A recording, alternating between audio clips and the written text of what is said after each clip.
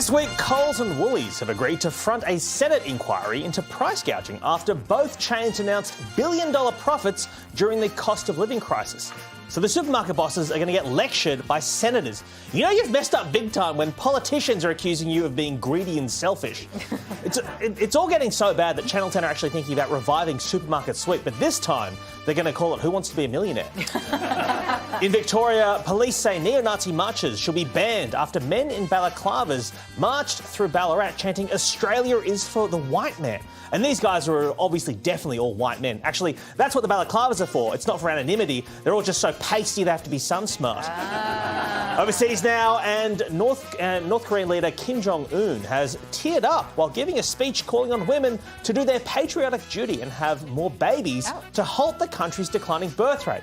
And ladies, if a chubby crying dictator doesn't get you in the mood for loving, I don't know what will. To the tech world now, and streaming service Spotify has announced it's dropping around 1,500 staff in another round of redundancies. Apparently, it's all part of their new slogan, Spotify, deep cuts, old cuts, and staff cuts. But this is actually great news for Spotify. Now they don't have to pay employees or musicians. Yeah. Meanwhile, in Europe, once voted Italy's most handsome man, 21-year-old Edoardo Santini, look at him there, has sensationally quit the modelling world to join the Catholic priesthood. What? Yeah, it's so weird. Usually the only time we have an absolutely smoking priest is when they're trying to elect a new pope. The hottest man in Italy has taken now a vow of celibacy. You know who this is great news for? The second hottest man in Italy.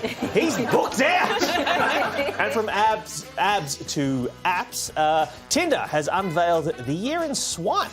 A report revealing 1 in 3 young Aussie singles on the app are, quote, open to exploring.